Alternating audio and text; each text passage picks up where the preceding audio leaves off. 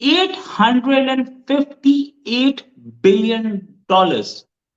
ये है वो डिफेंस बिल अमेरिका का, जिसका मकसद है इंडिया से बेटर रिलेशंस बनाना, डिफेंस टाइज। इस रिलेशन के और इस बिल पे बात करेंगे। तो ये बिल जो पास हुई, this is the annual budget, the US defence budget 858। उसमें काफी इंटरेस्टिंग चीजें हैं, मैं देख रहा था। एक तो ये है कि जितना बाइडेन ने मांगा उससे $45 बिलियन ज्यादा दे दिया कांग्रेस ने, विच इज ये एक मामूली वाकया नहीं है। इंडिया और चाइना के क्लैशेस की वीडियो तो आप सबके सामने ही है। इस वक्त पूरी दुनिया में इंडिया को दाद दी जा रही है, इंडिया की तारीफ की जा रही है कि किस तरीके से इंडियन सिख सोल्जर्स ने चाइनीज सोल्जर्स को बीट किया है, चाइनीज सोल्जर्स की कुटाई की है। इसी में ताइवान से वीडियो सामने आई हैं जिसमें ताइवान ने अपने न्यूज़ चैनल्स पर भी हारते हुए चाइना की वीडियोस लगाई हैं, मीम्स बनाई हैं, उनका मजाक उड़ाया और साथ दिया है इंडिया का, इंडिया की तारीफ की है। सबको पता है 1947 से ही, हालांकि भारत की बहुत भारी गलती रही, सब पूरा भारतवासी इस बात को मानते हैं, नेहरू साहब का कितना गलत फैसला था। चाइना को जो उन्होंने कुर्सी तोहफे में थाली में परोस करके यही दे दी थी। अब यूनाइटेड नेशन का परमानेंट मेंबर बनने के लिए भारत को बहुत मेहनत करनी पड़ रही है और अभी भी करनी पड़ेगी। अभी भी कोई बन नहीं गया है, मगर इसके पीछे पहले तो आप देखो ये पिछले 8 साल की मेहनत, उसके बाद अभी और कितनी मेहनत लगती है वो तो खैर बात का ही फैसला होगा। वीटो पावर चाइना ने ही, जिस चाइना की इतनी मदद करी गई थी, यहाँ से एकदम फूल बरसाए गए थे कि ये तो हमारा ये है भाई, है हिंदी चीनी भाई भाई, सबसे घटिया बात है। जितनी बातें हुई ना, हिंदी चीनी भाई भाई, फलाने फलाने भाई भाई, ये भाई भाई, ये जितने भाई भाई वाले नारे हैं सब भारत में एकदम डिजास्टर साबित हुए हैं। Very interesting, which is quite a big era. $45 billion तो कई यूरोपियन मुल्कों की डिफेंस बजट से ज्यादा है। So they have given more than what the Congress asked for. और इसमें यूक्रेन के लिए भी पैसे हैं, ताइवान के लिए तकरीबन $10 बिलियन है। तो ताइवान को, so basically this is like the anti-China side of it. To reduce the dependence of Russia on India on Russia, मतलब इंडिया का डिपेंडेंस रशिया पे कम हो। हमारा डिपेंडेंस इंडिया का जो है वो that's on technology. Institute of defence studies and analysis, क्या उस तरह के इंडिया की जो गवर्नमेंटल थिंक टैंक्स है, क्या उनको they will provide some kind of training और रिसोर्सेस, या यंग इंडियन सोल्जर्स को यहाँ पे लेकर आएंगे army war college, navy war college जैसे इंस्टीट्यूशंस में, and give them training. That has to be, उसकी डिटेल्स नहीं है, but the government of the US has allocated money कि इंडिया में डिफेंस लीडरशिप बढ़ाई जाए। हम कह सकते हैं कि इंडिया और अमेरिका की जो डिफेंस रिलेटेड रिलेशनशिप है उसमें अमेरिका ने एक बहुत बड़ा कदम आगे बढ़ा दिया है। Right, it's up to India to cooperate. अगर इंडिया कोऑपरेट नहीं करता इन सारी चीजों पे, तो it will fail and that money will go back. वैसे department of defence doesn't like to give money back.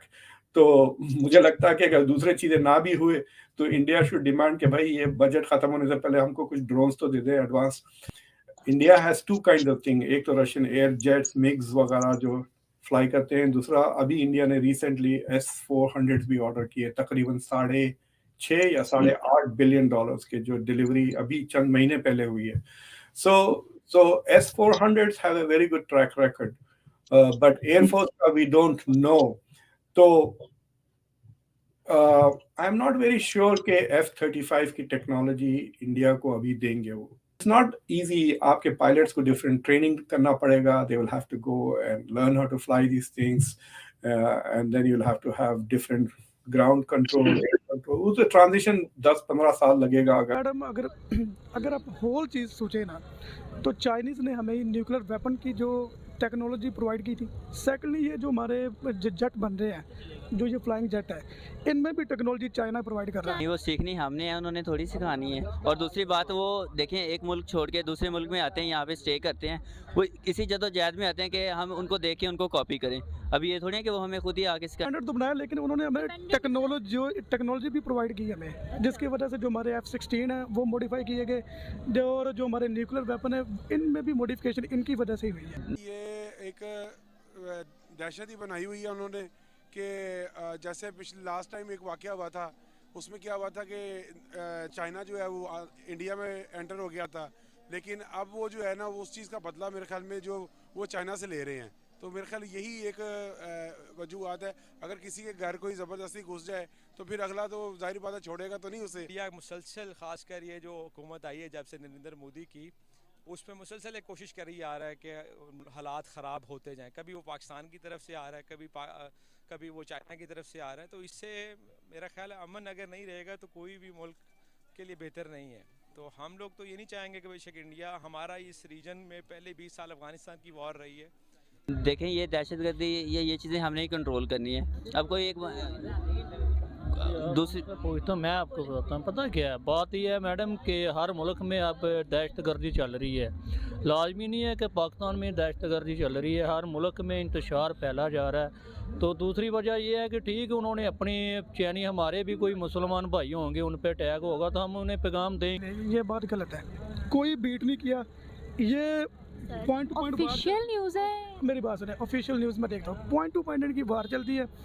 Chinese ने पहले ने बीट किया है, ठीक है, अभी इनकी क्वांटिटी ज़्यादा थी। मैंने देखी वो वीडियो क्लिप देखा है मैंने। चाइनीज की भी क्वांटिटी उतनी थी सर, क्या हो गया आपको? नहीं, उसमें कमी थी। बीट किया, सिर्फ एक बाढ़ लगी हुई थी। मिशन में तो नो डाउट कि पाकिस्तान पीछे जा रहा है, इस वजह से जा रहा है कि दुश्मन जो है ना वो इस टाइम एक्टिव हो चुके हैं और अब ये बड़ी मुश्किल से खित्ता साफ हो रहा है। मेरे ख्याल में एज़ पर अगर हम फ्रेंडशिप कहें तो, और इंडिया के साथ जो हमारे ताल्लुकात है, जो हमें आपने हक पर बात करनी है, हक पे किसी का साथ नहीं, ऐसे नहीं है फिर मतलब गलत है। ये किसी के घर ज़बरदस्ती घुसना जो है, घुस के जाके जो है मतलब कि उनके साथ जुल्म करना, वो जो है एक मुनासिब नहीं, गैर मुनासिब है। तो ये अमन की तरफ जाने की बजाय अगर इस साइड से भी हमारे प्रॉब्लम शुरू हो जाएंगे तो हमारे पूरे सब कॉन्टिनेंट के लिए खतरनाक है। नहीं, ऐसी कोई बात नहीं है। मतलब कि वो जो है ना बेसिकली अगर वो खुशी का इजहार कर रहे हैं उस चीज़ में तो वो फिर समझ से बाहर है एक चीज़ जो है। हम बिल्कुल ऐसे ही है सर। अगर देखते हैं कि हम दूसरी तरफ देखते हैं कि जो कि चाइना क्लेम करता पाकिस्तान के जो एरिया है, क्या वो चाइना का है क्या पाकिस्तान का? ये तो मेरे ख्याल हम काफ़ी अरसे से देख रहे हैं इसको कि ये हमारे पास ये एरिया मौजूद है। ऐसा नहीं होना चाहिए बिल्कुल भी। जो जितनी हदूद तयन कही गई है मैप के ऊपर, कम से कम वो उसको छोड़ देना चाहिए। अगर इंशाल्लाह पाकिस्तान बहुत जल्द इंशाल्लाह बेहतरी की तरफ जाएगा। कोई भी काम आजकल मैं ही हूँ कहीं पे काम करूँगा, पैसों के बगैर तो नहीं करूँगा जी। कोई भी काम पैसों के बगैर नहीं होता। तो उनका भी ये उनका नहीं है कि हमारे भाई है तो फ्री में हमें माल दिए जाए, फ्री में जो कुछ दिया जाए। फ्री में कुछ भी कोई भी मुल्क नहीं करता, लेकिन ये देखिए कि वो हमारा साथ देता है, हमारे ताल्लुकात उनके साथ अच्छे हैं। तो इसके वजह से ये है कि उससे उन्होंने बोला कोई इसमें इशू नहीं है, ताल्लुकात फिर भी ठीक हो जाएंगे ना। दुश्मन इसी से फ़ायदा उठा रहा है कि ये इनकी मैशियत नीचे आ चुकी है, इनकी महंगाई का ये ज़्यादा बुरहान है, मुल्क की मैशियत का बुरहान है इस टाइम। आपको पता है इलेक्शन भी हैं, ऊपर से अखराजात भी हैं, आवाम के ऊपर भी लोड है, हुकूमत के ऊपर भी लोड है।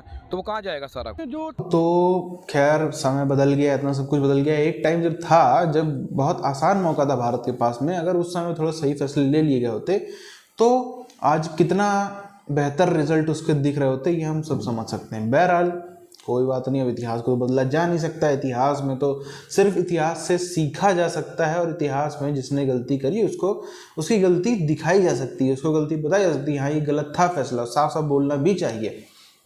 ऐसे हालांकि एक दो फैसले हुए, कांग्रेस राज ने कई फैसले देखे हैं जिससे देश का, इस देश के मेजॉरिटी ऑफ जो जनमानस है उसकी ना सिर्फ सीधे सीधे उसको नुकसान हुआ, ना सिर्फ जो एक हम देखते हैं ना मटेरियलिस्टिक नुकसान होता है, मायावी नुकसान, जो पता चलता है कि रोटी पानी का नुकसान हो गया, ये नुकसान हो गया, वो नुकसान हो गया, कमाई रुक गई, फलाना चीज़ें, इंपोर्ट रुक गया, वो सब समझ में आता है।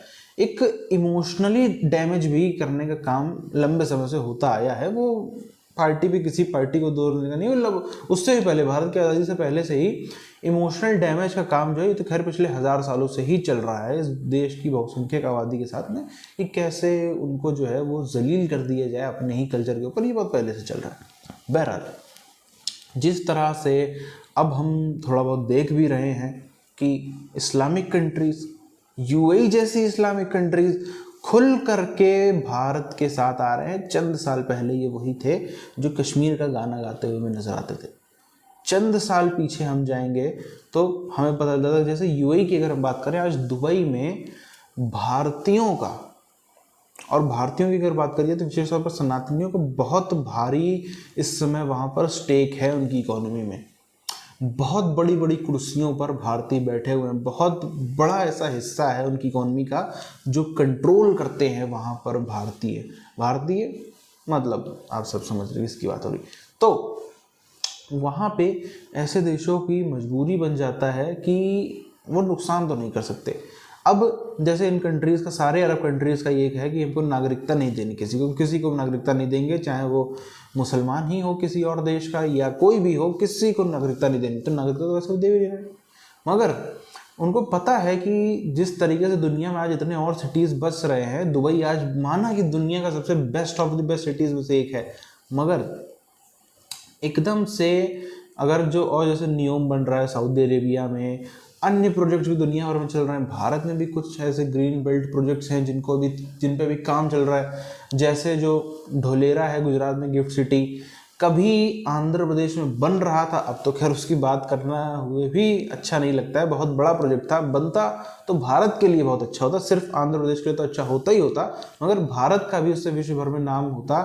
अमरावती शहर जो बन रहा था चंद्रबाबू नायडू जी के समय में, वो भी खैर बन नहीं पाया, अब तो वो प्रोजेक्ट पूरी तरीके से नष्ट खत्म हो गया है।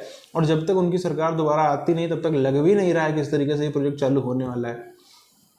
तो ये सब वो कारण रहे हैं जिनके चलते हमने देखा। मगर जो और भी दुनिया के सिटीज़ बस रहे हैं उसमें यदि भारतीय चले जाते ना तो उनको पता है कितना ज़्यादा नुकसान होगा। और उसके अलावा भी जैसे हमारी डिप्लोमेसी है, भर भर के समर्थन, ना सिर्फ ये है, अभी देखिए और भी निकल के आएंगे, अभी और भी देश निकल आएंगे जो भारत का खुलेआम समर्थन करेंगे इस मामले में।